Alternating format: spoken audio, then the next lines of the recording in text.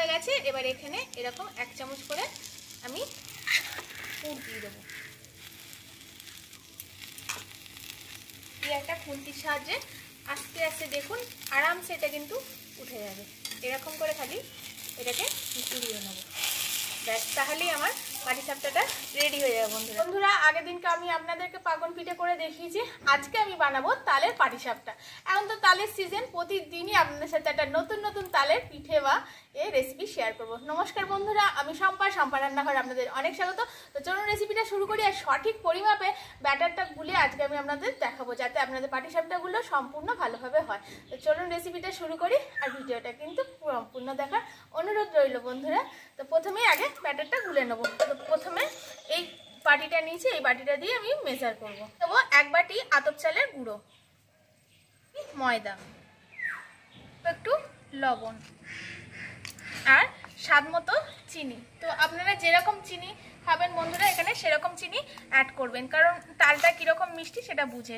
তো আমি এখানে বেশি না, এই 3.5 চামচ মতো চিনি অ্যাড করলাম। আমি যে বাটিটা দিয়ে মাপলাম সেই বাটিটার 1.5 বাটি পরিমাণ এখানে তালের কাঠ দিয়ে দেবো। প্রথমে 1 বাটি দিলাম, যেহেতু একটু লেগে আছে তাই বন্ধুরা 1 বাটি থেকে একটু কম তালের পাত এখানে দিয়ে দিলাম। আমি দুধ জাল দিয়ে ঠান্ডা করে নিয়েছিলাম। এবার অল্প অল্প করে দুধ দিয়ে এখানে ব্যাটারটা গুলতে থাকবো। প্রথমেই 4 বাটি 4 হাতা দেবো। আপনারা প্রথমে অল্প অল্প করে দেবেন বন্ধুরা, একবারে কিন্তু দুধটা দেবেন না, তাহলে ঠিকঠাক ঘনত্বটা বুঝতে পারবেন না। এবার অল্প অল্প করে দুধ দিয়ে এই ব্যাটারটা আমি গুলে নেব। অল্প অল্প করে দুধ দিয়ে গুলে নিয়েছি দেখুন। আর এইরকম ঘনত্বের কিন্তু ব্যাটারটাকে গুলতে হবে বন্ধুরা। আপনারা যদি দুধ দিয়ে না গোলেন তাহলে কিন্তু জল দিয়েও গুলতে পারেন, সেক্ষেত্রে কোনো কিন্তু অসুবিধা হবে না, কিন্তু দুধ দিয়ে গুললে একটু টেস্টি হয় খেতে।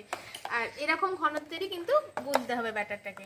এবার এটাকে আমি কিছুক্ষণ রেস্টে রেখে দেবো। আর প্রথমে আমি পাটিসাপটার পুরটা বানিয়ে নেবো। গরম করে প্রথমে 1 চামচ ঘি দিয়ে দিয়েছি বন্ধুরা। এবার দিয়ে দেবো কিছুটা সুজি, দিয়ে সুজিটা একটু হালকা লাল লাল করে প্রথমে ভেজে নেবো।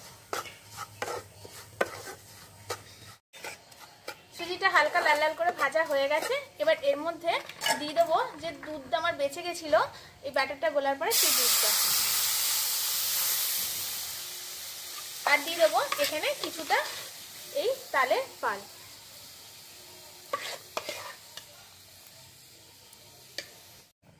এখানে 3টে এলাচ আমি থেতো করে নিয়েছি, এই এলাচটা দিয়ে দেবো। আর এখানে দিয়ে দেবো কিছুটা নারকেলের গুঁড়ো। যেহেতু আমার তালটা খুব মিষ্টি বন্ধুরা, তো আমি এখানে বেশি চিনি অ্যাড করব না। আপনারা যেরকম মিষ্টি খাবেন বারবারই বলছি সেরকম অ্যাড করবেন। তো আমি এখানে 3 চামচ মতো মিষ্টি অ্যাড করব।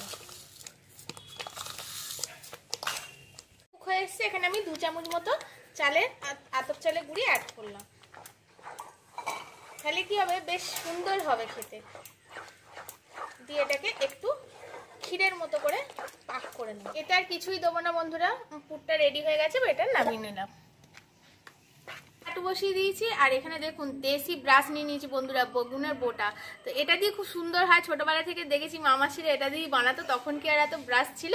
প্রথমে এরকম করে খানিকটা তেল এর উপরে ব্রাশ করে নেবো। এখানে আমি সাদা তেল নিয়েছি, 2 হাতা ব্যাটার। এই ব্যাটারটা দিয়ে একটু এরকম করে হাতার সাহায্যে খানিকক্ষণ হতে দেবো। কুক হয়ে গেছে। এবার এখানে এরকম 1 চামচ করে আমি পুর দিয়ে দেবো। দিয়ে একটা খুন্তির সাহায্যে আস্তে আস্তে দেখুন আরামসে এটা কিন্তু উঠে যাবে। এরকম করে খালি এটাকে ঘুরিয়ে নেবো, ব্যাস তাহলেই আমার পাটিসাপটাটা রেডি হয়ে যাবে বন্ধুরা। দেখলেন তো কত সহজ বন্ধুরা। আর এরকম করে প্রত্যেকটা পাটিসাপটা এবার করে নেব বন্ধুরা। 1 থালা তালের পাটিসাপটা আমার রেডি হয়ে গেছে। এরকম পদ্ধতিতে বানিয়ে খান বন্ধুরা তালের সিজনে। এইরকম পাটিসাপটা আর ভেতরটা কিরম হয়েছে আমি খুলে আপনাদেরকে দেখাচ্ছি।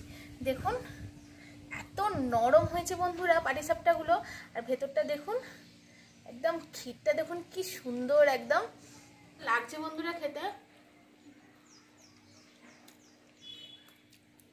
দারুণ হয়েছে বন্ধুরা, দারুণ। এরকম পদ্ধতিতে তালের পাটিসাপটা আপনারাও বানিয়ে খান বন্ধুরা। আর আমার চ্যানেল নিত্য নতুন নতুন রেসিপিতে প্লিজ বন্ধুরা চ্যানেলটিকে সাবস্ক্রাইব করে শেয়ার, লাইক, কমেন্ট করে দেবেন। পাশ থেকে বেল আইকনটা প্রেস করে রাখবেন যাতে আমাদের ভিডিও সবার আগে আপনাদের কাছে পৌঁছায়। যারা ফেসবুক থেকে দেখছেন, ভালো লাগলে পেজটিকে ফলো করে রাখা হচ্ছে নেক্সট পর্বে। ততক্ষণ সবাই খুব সুস্থ থাকবেন, ভালো থাকবেন, সাবধানে থাকবেন। আজকের মতো টাটা বন্ধুরা।